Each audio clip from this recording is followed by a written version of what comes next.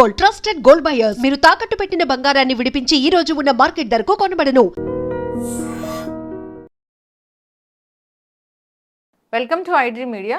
So జనరల్గా కొందరిలో మనం చూస్తాం ఏంటంటే గోర్లు పుచ్చిపోయి ఉండడము అప్పుడప్పుడే కొందరిలో స్టార్ట్ అవుతూ ఉంటాయి. దీన్ని ఎలా ప్రివెంట్ చేయాలి, ఎలా తగ్గించుకోవాలి, గోర్లు ఎందుకు పుచ్చిపోతాయి అసలు, సో తీసుకోవాల్సిన జాగ్రత్తలు ఏంటి, పూర్తి వివరాలు తెలుసుకుందాం. మనతో పాటు ప్రముఖ వెజిటబుల్ థెరపిస్ట్ విక్రమాదిత్య గురూజీ ఉన్నారు. గురూజీ నమస్తే అండి. సూర్యోస్మితల్లి అంటే గోర్లు పుచ్చిపోయి చాలా మందికి పుచ్చిపోయి నల్లగా కనిపిస్తూ ఉంటాయి. కొంతమందికి అసలు గోర్లు సరిగా కనపడవు, హెల్దీగా ఉండవు. అప్పుడప్పుడే కొంతమందికి పుచ్చిపోతూ ఉంటాయి. అసలు ఇవేంటి? అది సహజంగా అమ్మ బొటన వేలుకి ఎక్కువ ఉంటుంది. బొటన వేలు అలాగే కాలి బొటన వేలు ప్రధానంగా ఉండేది. అంటే మనం ఎక్కువగా ఉపయోగిస్తున్నటువంటి కాళ్ళలోనూ చేతుల్లోనూ వచ్చేటువంటి ప్రక్రియ. గోర్లకి అంటే నెయిల్స్ బాగా పెరగడానికి సపోర్ట్ చేసేటువంటి ధాతువు ఏది మీకు తెలిసిన నాలెడ్జ్లో? కాల్షియం. అంటే గోరు చెడిపోయింది అంటే ఇప్పుడు కొంతమందికి పెలుసుగా ఉంటాయి, కొంతమందికి చాలా సున్నితంగా ఉంటాయి, కొంతమందికి ఇప్పుడు మీరు అన్నట్టు కుళ్ళిపోయింది. అది కుళ్ళిపోయింది అంటే అది గోరేమి కుళ్ళిపోయి ఉంటాయి, నల్లగా ఉంటుంది. అంటే మనం బ్లడ్లో అంటే నేను లియో డైట్ అనే దాంట్లోనేమో వెజిటేబుల్స్ని వాడి మన బాడీలో వచ్చేటువంటి వీటి గురించి మాట్లాడతాం. ఇంకొక నేచర్ క్యూర్, ప్రకృతి సహజంగా అనాటమిక్ థెరపీ అనే ఒకటి ఉంది. దాంట్లో quality of blood, quantity of blood, purity of blood. Quality అంటే బ్లడ్లో ఉండవలసినటువంటి అన్ని పోషక విలువలతో ఉంటే అది క్వాలిటీ. క్వాంటిటీ ఒక వ్యక్తి యొక్క జీవన స్థితిని బట్టి ఎంత క్వాంటిటీ ఉండాలి. ఇంకా ప్యూరిటీ అంటే ఉండవలసినవన్నీ ఉన్నాయి, సరిపడనంత ఉంది, టాక్సిన్స్తో ఉంది, ప్యూరిఫైగా లేదు. ఇవి మూడిటిని పరిగణలోకి తీసుకుంటాం. ఇక్కడ గోర్లు అనగానే మనం తీసుకున్నప్పుడు quality of calcium, quantity of calcium, purity of calcium అది కూడా ఉంటుందా? అంటే ఇప్పుడు కాల్షియం ఎక్కువైపోయింది, దానివల్ల కూడా ఇబ్బందులు వస్తాయి. తక్కువగా ఉంది, ఇబ్బందులు వస్తాయి. అందులో ఉండాల్సిన పోషక విలువలన్నీ లేవు, చెడిపోయింది. కాల్షియం చెడిపోతుంటుంది కొంతమందికి. ఆ చెడిపోయినప్పుడు వచ్చేటువంటి కాంప్లికేషన్స్. అప్పుడప్పుడే స్టార్ట్ అవుతున్నాయి, పుచ్చిపోతున్నట్లు అనిపిస్తున్నాయి అన్నప్పుడు ఏం చేయాలి గురూజీ? అదే అంటే ఇప్పుడు మనకి ఇప్పుడున్నటువంటి పరిస్థితులలో మన జీవన విధానంలో చాలా రకాల పదార్థాలు మనం తినట్లేదు, వాడట్లేదు. నువ్వులు ఎప్పుడు అంటే సందర్భాలు మనం మాట్లాడడం అనేది అంత దారుణంగా ఉంది.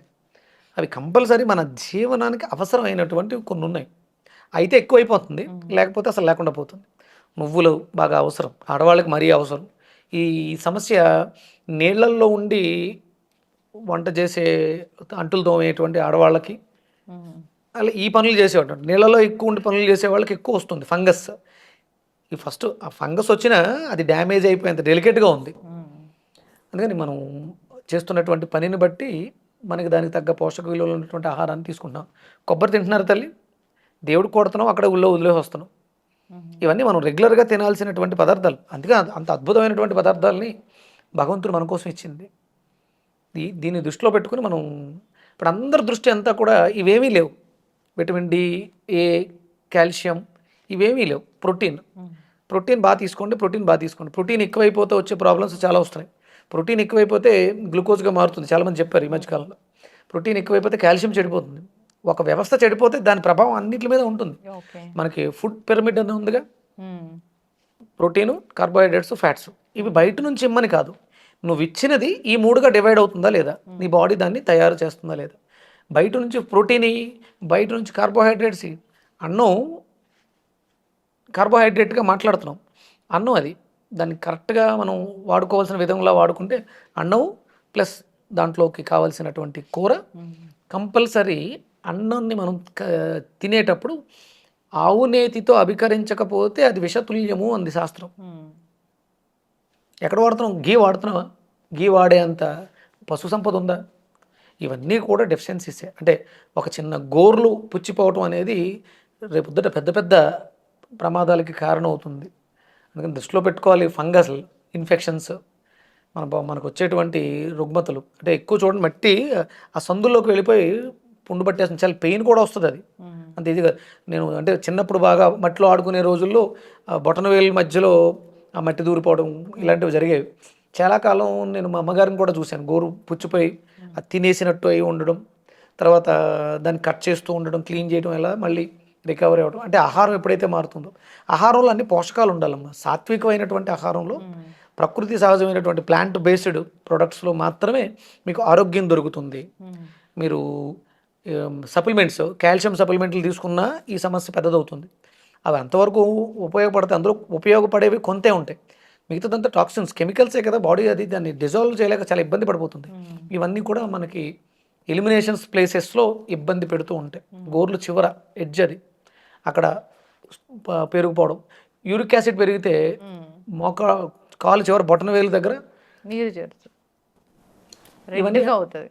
ఇవన్నీ మనం చాలా జాగ్రత్తగా గమనించాలి. మెడికల్ టెర్మినాలజీ ఒక్కటే గొప్పది కాదు. ఆయుర్వేద శాస్త్రం సిమ్టమిక్, మీకు వచ్చేటువంటి సిమ్టమ్స్ వీటిని మనం దృష్టిలో పెట్టుకుని మన జీవన విధానాన్ని మార్చుకోవాలి. ఇలాంటి ఇష్యూస్ రాకుండా ఉండాలంటే కొబ్బరి బాగా తీసుకోవాలి. అలాగే సాత్వికమైనటువంటి ఆకుకూరలు, కాయగూరలు, పాలకూర, చుక్కకూర ఇలాంటివి అవన్నీ బాగా తీసుకోవాలి. ఏదో గోర్లు పుచ్చిపోయినాయి, కాల్షియం బాగా అవసరం కాబట్టి మేక బోన్ సూప్ తాగండి, ఇవన్నీ అసత్య ప్రచారాలు, అబద్ధ ప్రచారాలు. అవి అలాంటివి తీసుకోకూడదు. తేలికగా జీర్ణం అవ్వాలి, అది సాత్వికమై ఉండాలి, నీ శరీరానికి శ్రమ లేనిది అయి ఉన్నప్పుడు నీకు పర్ఫెక్ట్ ఆరోగ్యం చేకూరుతుంది. చక్కటి ఇన్ఫర్మేషన్ గురించి అందరు ఫాలో అవ్వాలి. గోర్లు పుచ్చిపోతున్నాయి అనే కండిషన్ ఉంది అన్నప్పుడు ఈ శరీరంలో కాల్షియం చెడిపోయింది, వాళ్ళు డైట్ మీద ఫోకస్ చేయాల్సిందే. ఎలాంటి ఆహారాలు మనం మిస్ చేస్తున్నాము అనేది వాళ్ళు తెలుసుకొని వాటిని యాడ్ చేసుకోవాలి. కొబ్బరి బాగా పనిచేస్తుంది, కొబ్బరి నువ్వులు తీసుకోవాలి, నువ్వులు తీసుకోవాలి. ఇవి న్యాచురల్ సోర్సెస్ అన్నమాట. వీటిని మంచిగా తీసుకుంటే హెల్తీగా ఉంటారు. చాలా చక్కటి ఇన్ఫర్మేషన్. ఇంకా కూడా దానికి సపరేట్ క్లీనింగ్ అనేది అవసరమా? అక్కడ అంటే ఆల్రెడీ డ్యామేజ్ అయి ఉంటే దాన్ని రెగ్యులర్గా మనం క్లీన్ చేసుకుని దానికి ఆచ్ఛాదనం ఏదన్నా అంటే కట్టడం లాంటిది బాగా ఎక్కువ ఉంటే, డ్యామేజ్ ఎక్కువ ఉంటే చూసుకోవడం. నీళ్ళలోకి వెళ్ళడం వల్ల ఇన్ఫెక్షన్స్ వస్తాయి కాబట్టి అవి రాకుండా చూసుకోవడం, జాగ్రత్తగా ఉండడం మంచిది. చక్కటి ఇన్ఫర్మేషన్ గురించి ధన్యవాదాలు. సూర్యస్మితలు.